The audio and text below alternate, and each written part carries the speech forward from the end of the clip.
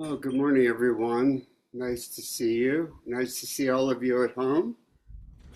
Isn't it amazing what we can do these days with technology? It can be very annoying, but look what it gives us the opportunity to do. I'm 1,000 miles away from Ohio, and there are some people who are further away than that. So um, I want to talk today a little bit about why we do this practice. How many people are new to session longer Zen style retreat? Anyone? A little bit? A few of you, yeah. So most of us have done these before. Do you ever look around in the middle of it if you happen to be present and wonder, what on earth is this we're doing? Everybody's just sitting here in silence, hour after hour, and that doesn't seem to be what the rest of the world is doing. So uh, I used to, when I did my first retreats at Zen Center of Los Angeles, I would come out of them and I'd have to drive 90 miles home to Santa Barbara, which is where I live. It was quite something to come out of the quiet of session and into the Los Angeles traffic. I'd, uh, I remember sometimes I'd stop at a convenience store. You had to get, I don't know, something to drink or a snack or something, and I happened to glimpse the headlines for the LA Times, and it never said group of people at Zen Center Los Angeles just finished a session. Right? I always thought that should be the headline. It felt so important to me, and obviously the whole world would be doing something else, according to the newspaper at least. Uh, so I want to talk some about why we do this, and and then some tips about how to do it effectively. But I want to start with a story from my book, One Bird, One Stone, which is a collection of Western Zen anecdote stories that I traveled around the country visiting many Zen centers and talking to many senior practitioners and teachers and collected these stories. This is one of my favorite ones about one of the early Zen teachers who came over to lead retreats in the 60s, Soen Nakagawa. And of course, I've always had a appreciation for the eccentrics in the Zen world. That's one of the things that drew me to Zen is there seemed to be a sense of humor and there seemed to be room for eccentric behavior. And since there are times when I exhibit both, it seemed that I might feel at home, home in that kind of context. So Nakagawa was one of the early, uh, he was a Rinzai Zen teacher, and he was abbot of a prominent Zen temple in Japan, Ryutakuji, in fact, which made him one of the most important teachers in Japan and a highly revered figure. And I think he'd come to America to get away from all that reverence, and all the bureaucracy and hierarchy and all the things that went with his role in Japan. And he felt very free to do what he wanted to do in America, lead things the way he wanted to lead things, which is one of the opportunities that we have here with this Sangha that seems to have assembled itself, particularly in Toledo. And and all the rest of us, we have an opportunity to kind of invent the way we want to practice. And it's important to have a container for practice, to have some sort of form, but in a certain way, the forms are arbitrary, and they're just they're just a container to hold the tea of practice, right? And the container uh, can be a perfectly good mug, no matter what it looks like, right? It's a bit like that. And Soen Nakagawa, he had a sense of humor, and if you've done Dokusan in a formal setting in a Zen temple, most of them still do it the way that, many of them still do it the way it was done in Japan, which is when you go into the room for the private meeting with the teacher, you would do a full prostration. In fact, you usually do 3 full prostrations, one at the door, and then one right in front of the teacher, and then one again when you're exiting. Full prostration meaning bowing all the way to the floor. Now, I don't particularly, my teachers have stopped doing that, and I don't particularly want anybody doing a full prostration in front of me, unless I'm going to do one to you too. And if I have a whole series of people coming, that's going to get rather exhausting. So we're going to dispense with that, even though we do full prostrations and bowing in the context of practice during a service or something like that. There's a value to putting the self down, right? But it just doesn't seem very American to, for us to bow in front of the teacher. I did it for many years when I was practicing in a context where that happened. But obviously, Soen wondered about this himself too. And one of the famous eccentric tricks he was known for is he'd be leading Sesshin in America, and they'd set up for Dokusan, the private teacher meeting, and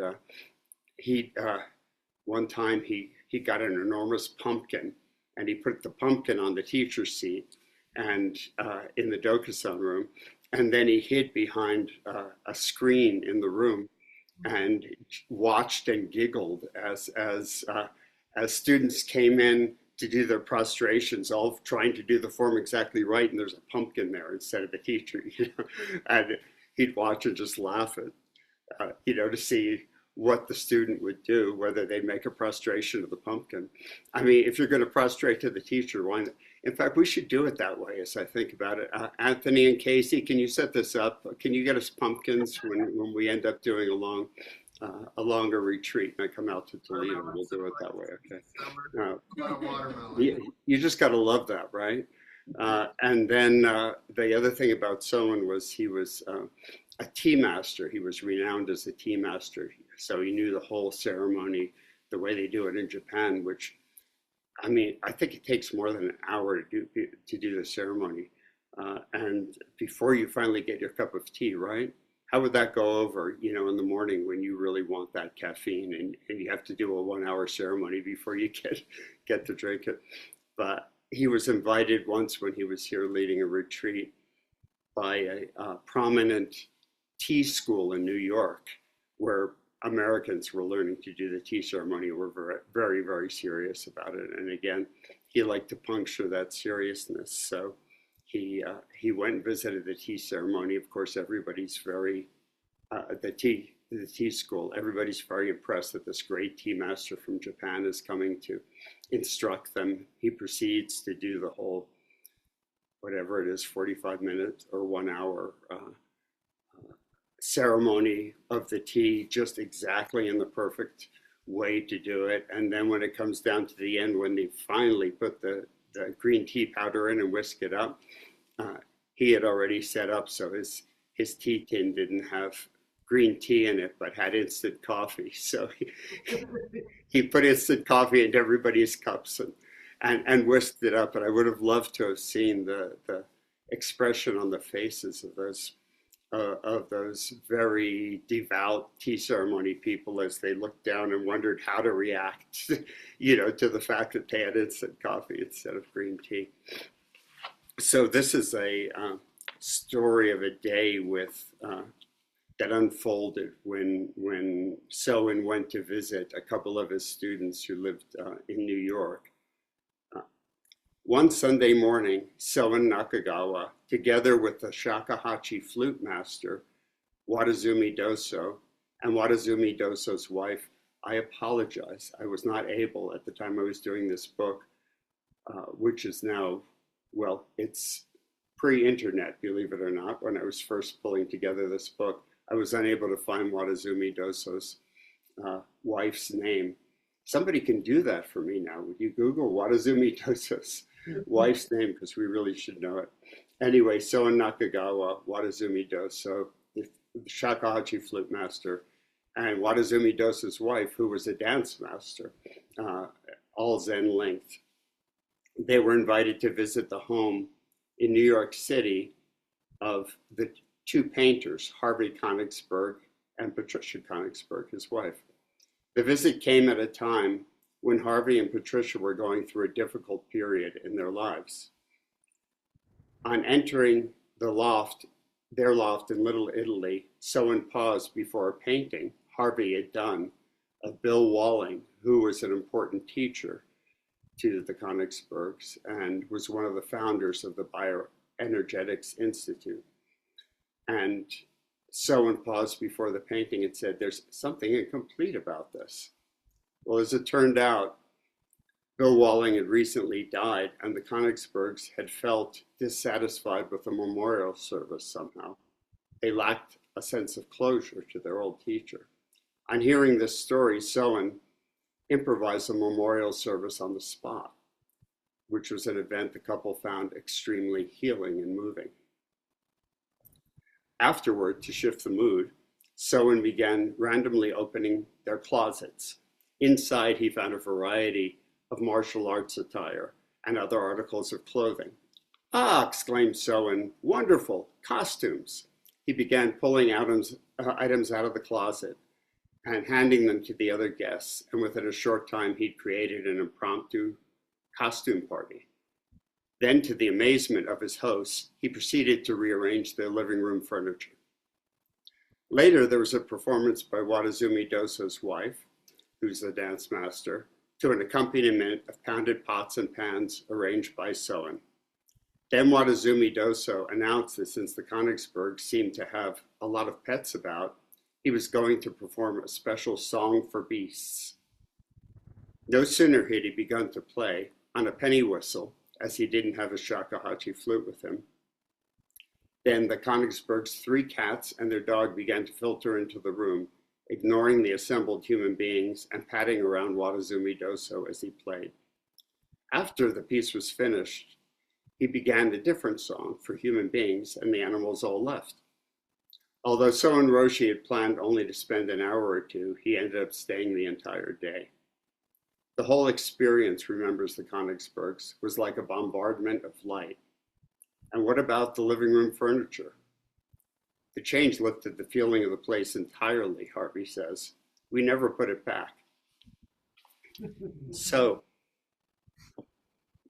what does that have to do with what we're doing when we're doing session, when we're sitting there for hour upon hour? I think we can see that Soen is responding to circumstances with an awful lot of freedom, right? He planned to come for an hour, and he ended up staying the whole day, and beginning with the memorial service that he did based on what he saw in a painting. He just led this kind of amazing performance and interaction party, really, for an entire day. Obviously, behaving without a lot of constraint, right? So one of the things that brought me to Zen practice in the first place was I grew up in the hippie era, late hippie era. I was in college in the 70s, late 70s, and which was still very much, at least in California where I was, it was still the hippie era. And we were always talking about freedom and wanting freedom. The funny thing is, I think we wanted freedom externally. We didn't want anyone to tell us what to do. We didn't want the government breathing down our necks. We didn't want authority figures telling us what to do. But I think what we didn't quite realize is that freedom comes from within, right? And here's Soen, who's within a system that actually has quite a bit of hierarchy. And he's behaving with all this freedom. And when we're in session, when we're doing a retreat, there's a lot of constraint in how we do things, right? We're sitting there when the bell starts, and we're sitting there until the bell ends in general, and then there's the schedule we're following. And one of the many peculiar paradoxes of human life is that freedom often comes from discipline. So the two things go together.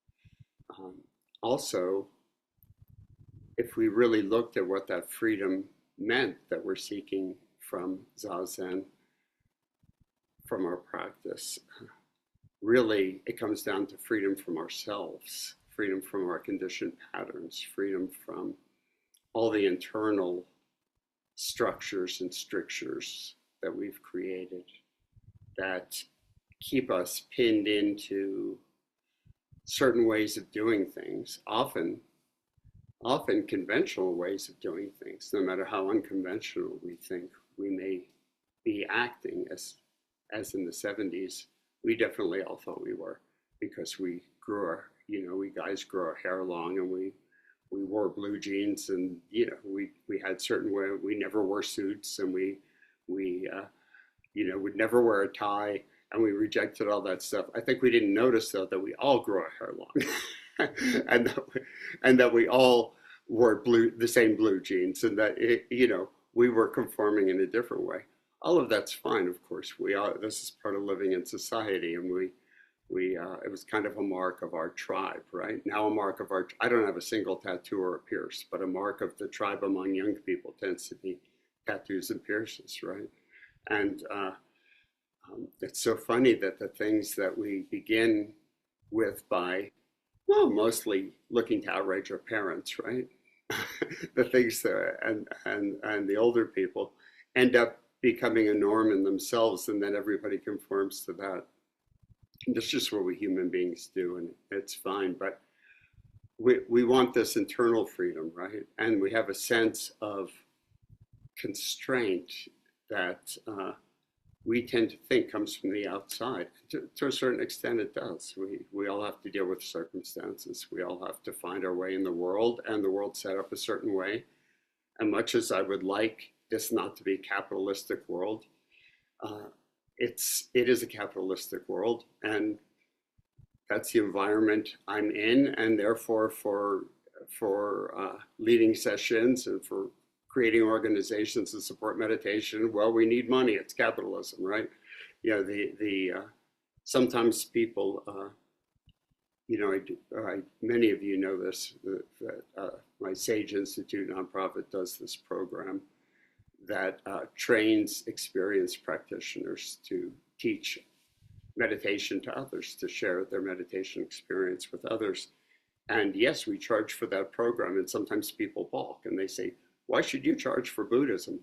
Well, the original Buddhist monks went door to door. They didn't own anything. They had 3 bowls, or in the beginning, they probably only had 1 bowl, and they go door to door, and people would give them food. Well, so there's some exchange happening, right?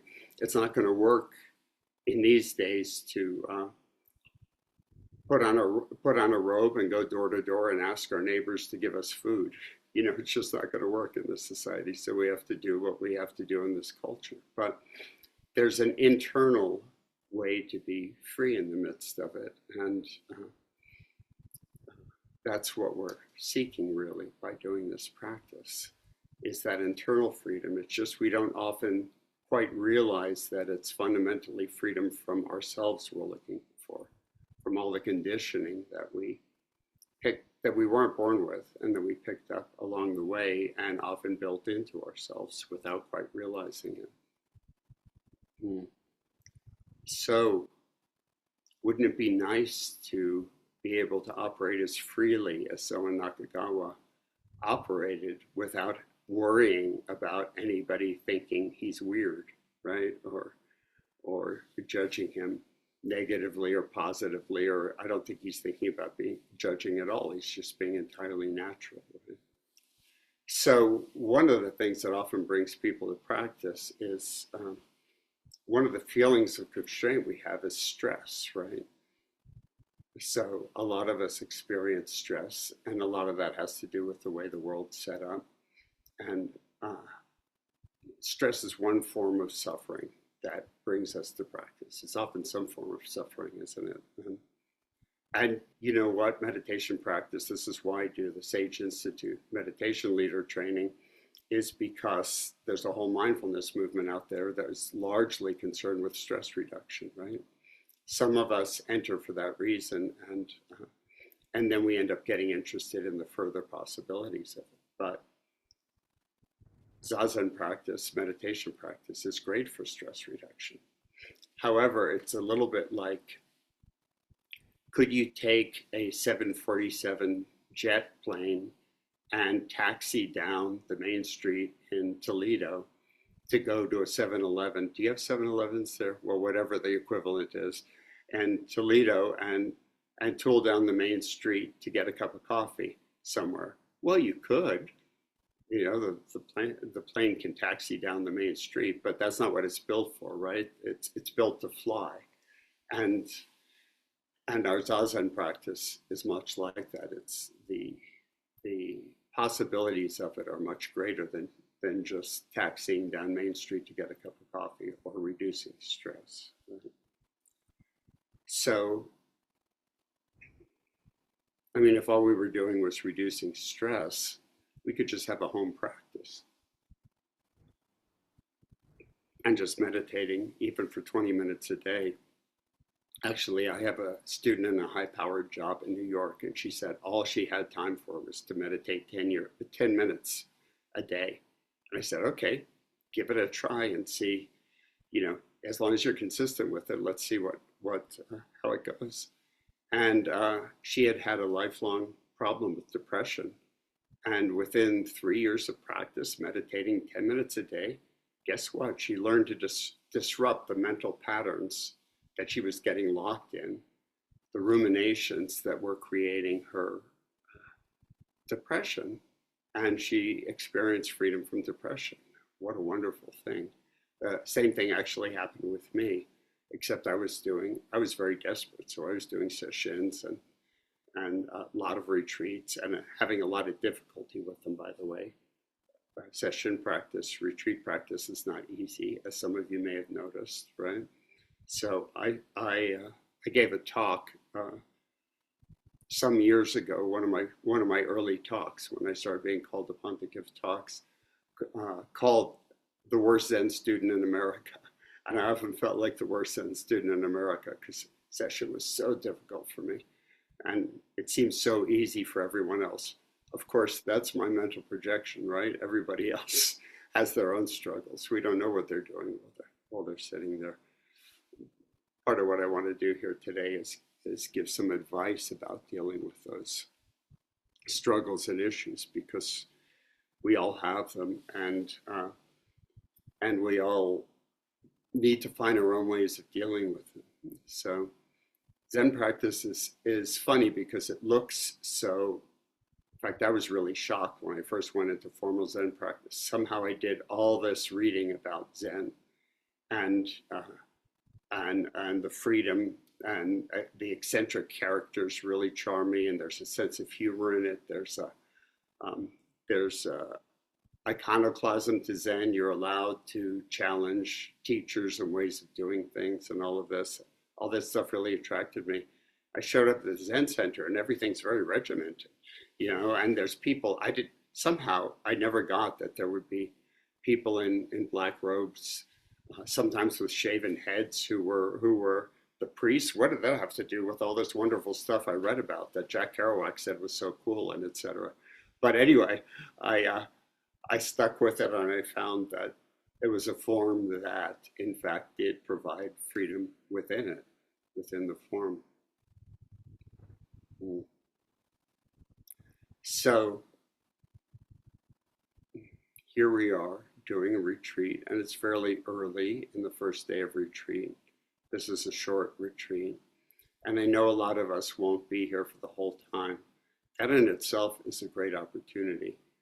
I've done many sealed-in retreats where I stayed at the center and followed the schedule, and I was there the whole time. But also, I was a student at the Naropa Institute in Boulder, Colorado, which maybe all of you know, I don't know.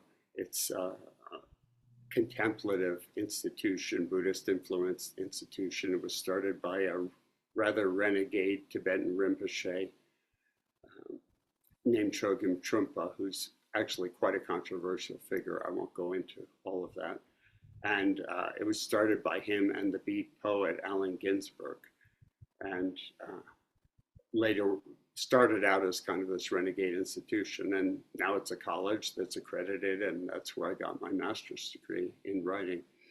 And they they do many retreats at Naropa Institute. I don't know what they do these days, but back then uh, they did many retreats. I got to do all sorts of retreats with teachers, but they didn't have a residential setup. So I went home in the evening and came back in the morning, and that was a great opportunity because the container that keeps our practice in place during a retreat um, was only there during the day, and then at night I could uh, uh, I could completely lose my concentration if I wanted to, which I did many times. So and I had to regain it, and actually that's one of my main tips for retreat because um, well, learning to regain that concentration and then eventually not to lose it when I went home was key to the development of my practice. So whether we're at home, whether we're in residence at the center, whether we're coming and going, or whether we're there the whole time, our tendency is to get firmed up, maybe if we're doing the work during meditation periods, and then any transition will tend to make our practice unravel. And then we have to regain that focus and concentration. And I don't know about all of you or how many retreats people have done, but it took me a while to learn that it made retreat a lot more difficult if I allowed my concentration, my focus to unravel every time there was a transition. And guess what? There's transitions all the time. You know, even if you're in residence, there's meals, there's rest periods, there's work practice, or even walking meditation, Kenton. So it can be so helpful to realize that the tendency is the bell rings and we're like, okay, now what? Which means we completely emerged from our sitting state, right? Oh, okay, we'll get up, yeah, we'll walk around. Maybe I want a cup of coffee. Oh, I think I could use a breath of air. Okay, how about some stretching? Oh, I want to do some yoga poses. You know what? All of those things are fine, but if we don't have behind it the intention to hold our practice throughout, then it's going to fizzle. It's going to unravel to some degree, and we're going to have to get it back when we sit down. And if we are not careful, that's going to happen every time there's a transition, right? There's even smaller transitions. I've noticed that my concentration, if I'm not careful, it'll tend to unravel even between breaths. So one thing that's really valuable to focus on is it's easier. This is nerdy. This is nerdy, close focus to notice such fine detail about the breath, but it's really helpful. Every time we exhale, there's a natural relaxation tendency in the body. And if we pay attention to it, it will, and notice that it's pleasant to relax. Isn't it pleasant to relax? Oh my, a lot of us aren't relaxed. Some of us go through entire retreats and never relax. I really encourage people to just notice that natural tendency of, just like the end of a long day, we sit down and we sigh, don't we? That's an exhale. We just sit down, we go, oh boy, you know, and you can feel your shoulders drop. And we don't have to say, oh boy, or sigh audibly. All we have to do is exhale and pay attention, and we'll notice that our thinking mind, our emotions, and our bodies all have a natural tendency to settle during an exhale. Let's try it right now. See if we can notice. Let's just take a round of breath or two and see if it isn't so.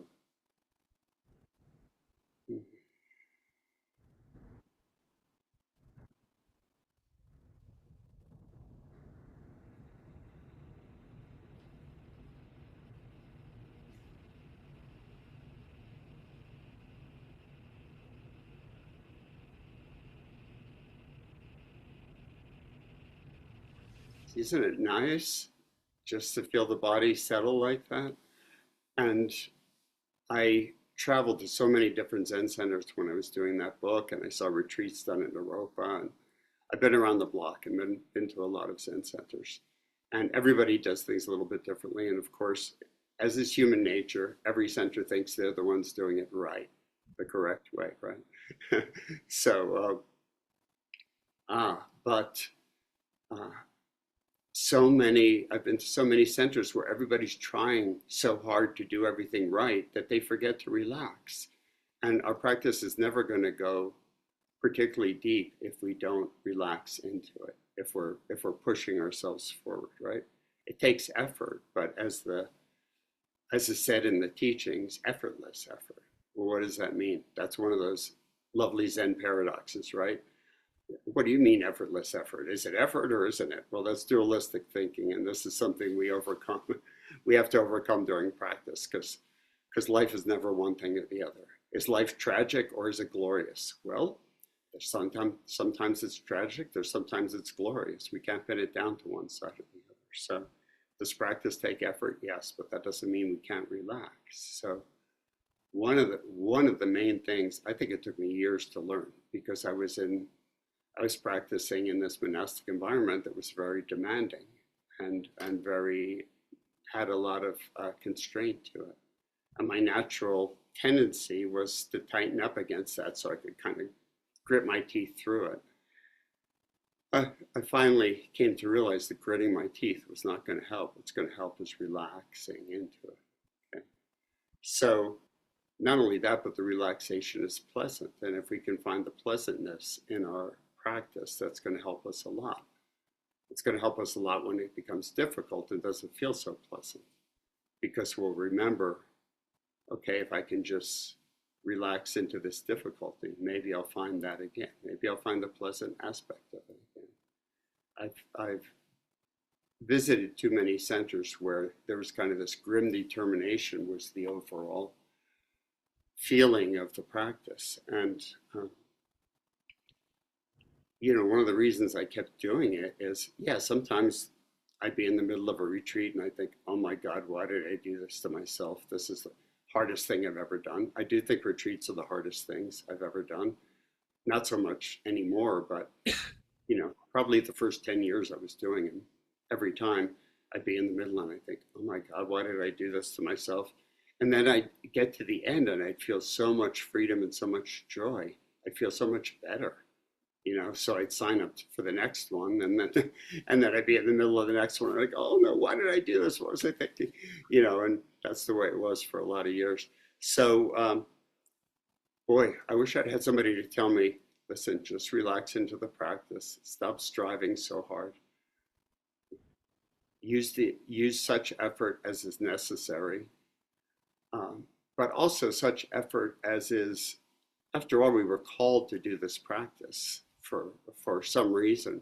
Why are we pushing against this wall instead of following that?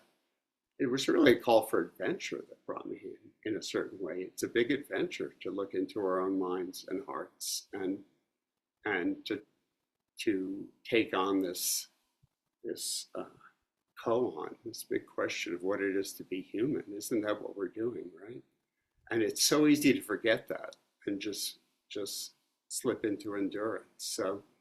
So two big factors that were really helpful for me, and I think they'll be helpful for you if you let yourself bear them in mind, is number one, relaxation. We can't ever make ourselves relax. We can invite ourselves to relax. So I want to share a little practice with you all. Some of you have done this with me before, but I want to show a little quick body scan practice that, if you like, you can do at the beginning of every Zazen session, every time you sit down. It's, we could call it the magic frisbee practice, okay? It begins by picturing your halo or feeling your halo over your head, because I can assure you we've all got one, just like in the paintings and pictures and such. If we start by feeling a circle of of white or golden light above our heads. This will only take a minute or two to do. Except it's a disc, which is why it's more like a frisbee or a dinner plate. So it's a glowing golden or white light disc above our heads. And what we're going to do is with each exhale, we're going to lower it down from our heads bit by bit through the body. And this disc has two magical properties. One is it brings our attention to the places it touches. And sometimes bringing our attention to an area is enough to just release where we're holding. But also, let's assume it has this magical property of being like a net that in itself sweeps away tension or holding. So the way it works is we all take a breath in, and on an exhale, we begin to lower the disc down over the crown of our heads,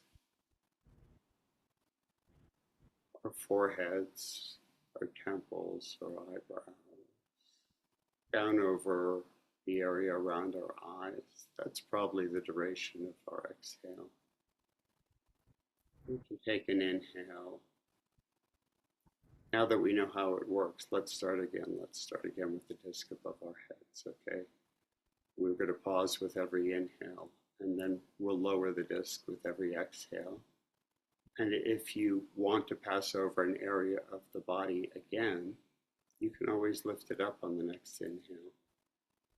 If there's an area of your body where perhaps you've been harmed or for any reason it makes you uncomfortable, uneasy to bring your attention to, it's fine to skip over that area or to go back to the prior one or to return to the breath. It's supposed to be relaxing, so you don't have to force yourself to be aware of a part of your body that's been harmed or that you, for any reason, feel uneasy about. Okay, inhaling, exhaling, we're going to lower the disc again over the crown of the head, forehead, temples, back of the head, area around the eyes. Wherever it touches where we find tension, let's just see if we can. This is why we use the exhale.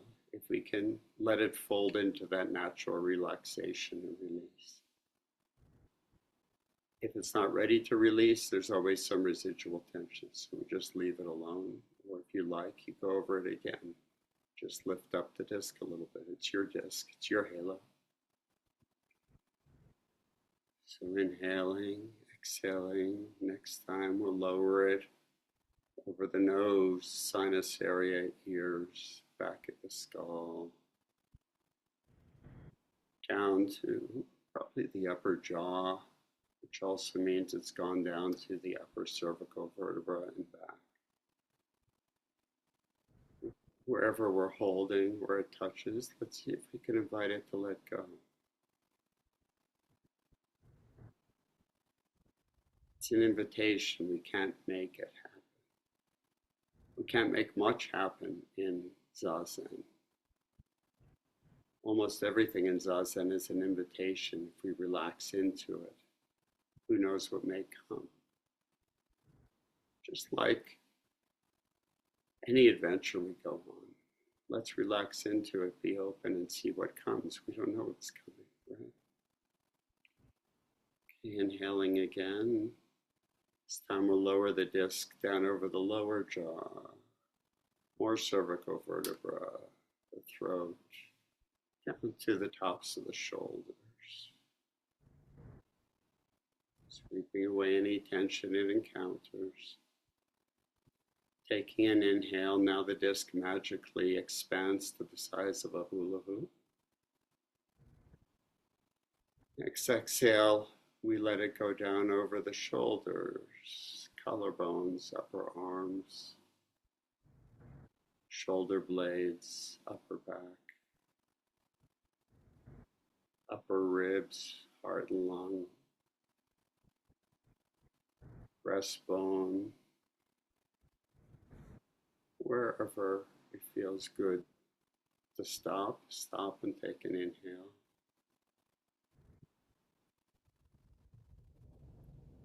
Next exhale will pass the now larger disc down over the mid-back, rib cage, sternum. We're still traveling down the arms, pausing perhaps at the bottom of the ribs. Taking an inhale. Exhaling down over lower back, internal organs, digestive organs, lower back. You can pause about the top of the pelvis.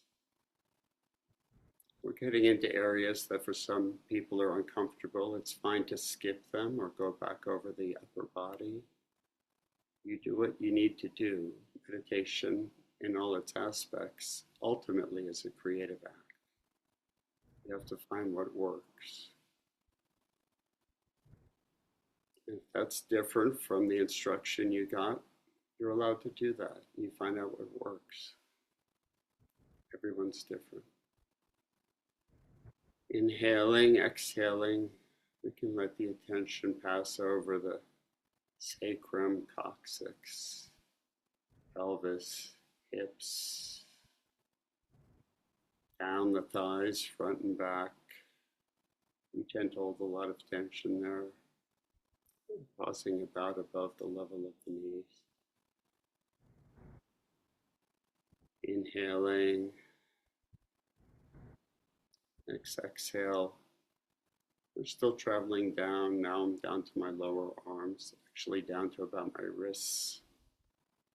Hands are over the knees, in my case. Wherever yours are, it's okay.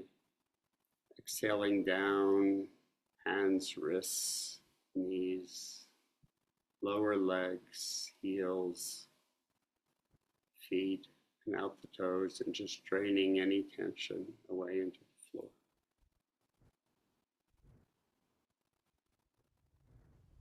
But just for fun, let's do the same thing with just 3 breaths, just one more pass over the body, top to bottom. Starting again with the cosmic frisbee, halo, inner plate, golden or white light, taking an inhale. Exhaling, it's over the head, right, again. Exhaling down, crown of the head, forehead, eyes, temples, nose, sinuses, ears, jaw, down the neck. You can pause at the top of the shoulders maybe. Take an inhale, let the disc expand to accommodate the shoulders. Exhaling down, over shoulders, upper back, heart and lungs, breastbone, rib cage, internal organs, mid, back, lower back. We could pause somewhere around the hips, maybe above the pelvis. Another big inhale and long exhale, just let the disc go down. We're still traveling down the arms, down the pelvis, through the legs, all the way draining any remaining tension out into the floor.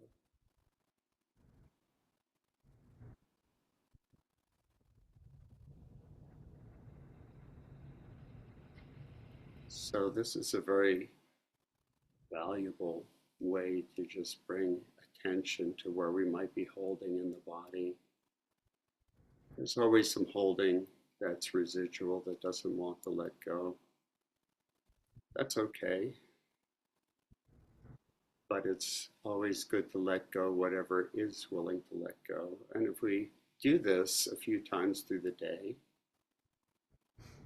we'll find that we get more and more relaxed. There's more and more that's willing to let go. This is not something to struggle with. It's to invite or allow.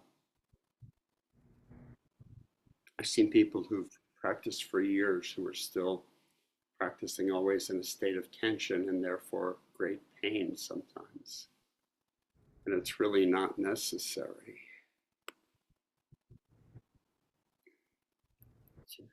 to practice with that kind of push. It's actually counterproductive. We're all going to experience some discomfort, maybe sometimes pain.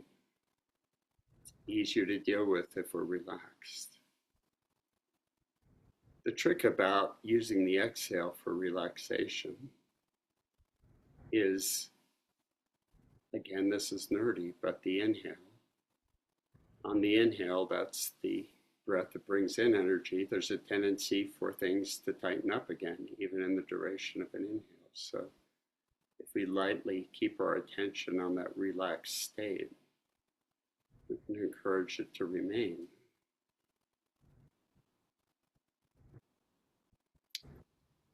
Now, when I'm talking about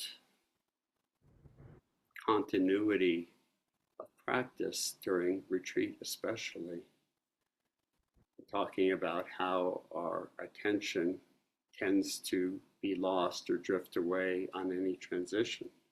That includes even the transitions between the breaths. So if you want to get really nerdy about it, and I do, and I am, it's not so hard to keep our attention continuous during an exhale. In fact, that's the way I usually start beginners. Can our attention be steady through a whole exhale? Well, I bet it can. I bet it's not that hard to do. But then even the transition to the inhale can be, for me, I'm going to lose attention and start up my thinking process. It's liable to happen on the inhale or on the turning point after the inhale's finished and the exhale's about to begin. Do you know where your mind tends to drift off? If you can see where that tends to happen for you, you can just give that moment or that place in the breath or that place in the schedule where there's a change or transition, you can give it a little extra attention. And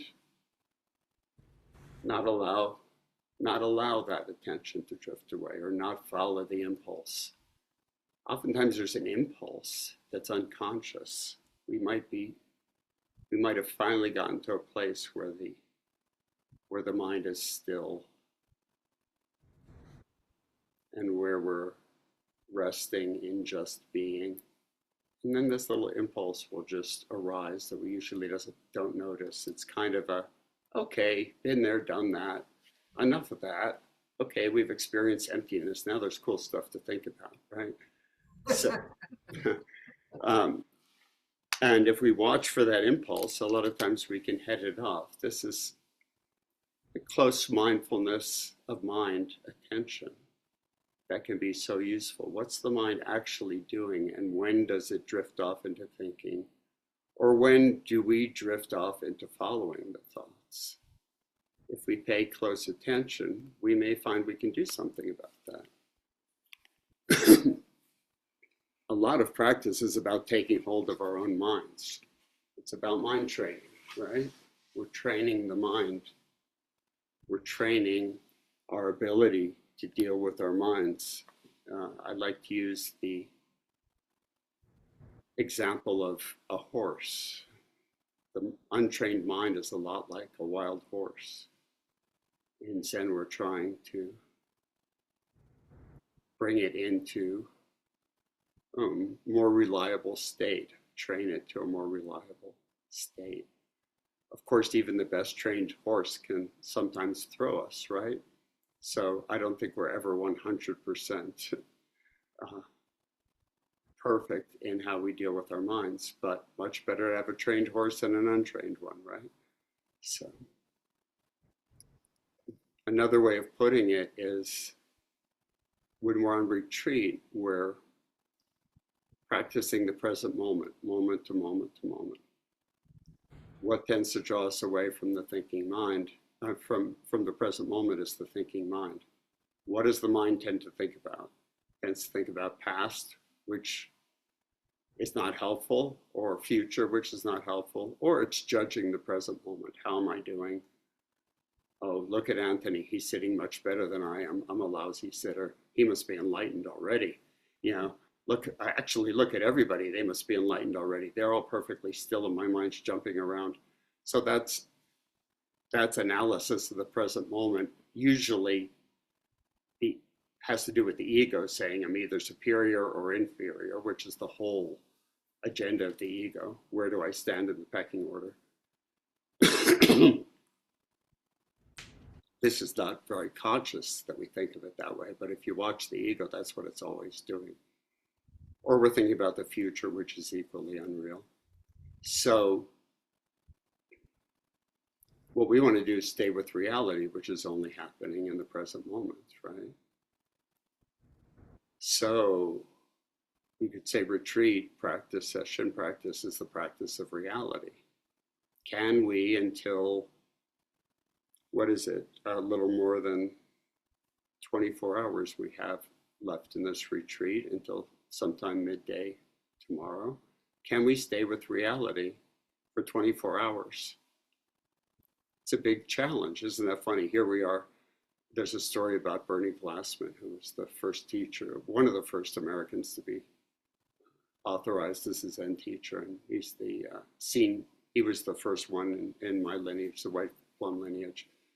There's a story about him giving a talk to a general audience, and he took questions at the end. And a woman raised her hand and said, "How can we live in the now?" And Bernie said, "Is there anyone who's not living in the now, please stand up." Okay, we're all living in the now, always, but we forget it, don't we? So retreat is our opportunity to remember that. So we're trying to stay with reality for this period of time. That means we don't just click out of zazen when we go to walking meditation, kinhin. We actually can know there's that tendency, and we can make a firm intention that, no, I'm going to carry my attention with me as I transition to walking meditation. And just because I can take a break, if I don't need to, why don't I just stay and walk? Because then my next sitting period is going to be better because I won't have left reality so easily. If I do need a break, well, then can you do mindful excretion in the bathroom or mindful drinking of coffee or mindful taking a breath outside, really noticing what's about us? Can we keep that presence alive? So my motto for session is don't leave reality, stay with reality. Isn't that what we're trying to do?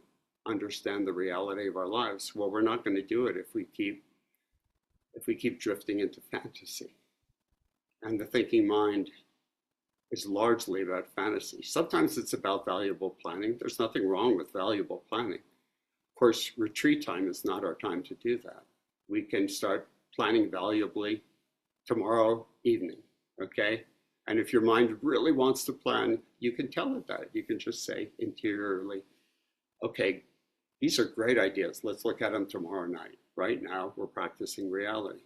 So that means when it comes time for rest, can we not let rest break our attention? Can we keep our attention steady through rest period? Can we keep our attention steady through the meals? That's what oryoki is for, the ritual way the meals are done, which everybody finds irritating. Not everybody. Some people love it, but new people tend to find it irritating. It's so detailed. And if you find it irritating, well, then reality is you're doing oryoki while being irritated. Nothing wrong with that. You notice, how do we know we're irritated? You ever wonder that? How do we know we're irritated? Isn't that interesting to look at? We start looking closely at irritation, it becomes interesting. We probably won't be irritated anymore, right? It's like boredom. We start looking at boredom closely, it's no longer boring. We're watching what our direct experience is. That includes whatever we feel, whatever comes in through the senses. So I'm going to have the opportunity to talk to any of you who choose to come to Dokusan, one-on-one teacher meetings, so we can talk further about this, or If you don't want to leave reality, we can just sit there and look at each other and smile. But uh, it's also our opportunity to ask a question about getting back to reality, right? Or we could stay in reality the whole time we're having a discussion and have the discussion. That is also possible. But just know that's our assignment. Stay with reality for the next 24 hours. And then once you've done that, why not just keep going, you know? Stay with reality all the time. That's the adventure we're on. That's what we're really seeking. And then who knows what happens? Miracles are possible. So we already discovered there's a cosmic frisbee above all of our heads, right? We probably didn't fully take that in before, although we see it in pictures all the time. So all those medieval Italian paintings, they didn't know they were frisbees, but they called them halos. But you know, everybody in those pictures has them, right? Well, we've got them too. Okay. Well, we already discovered that. Who knows what else we'll discover together? So look forward to sitting with you. I'll be sitting a fair amount with you all over the rest of the day and tomorrow. And let's enjoy and look forward to what we discover together. Thank you.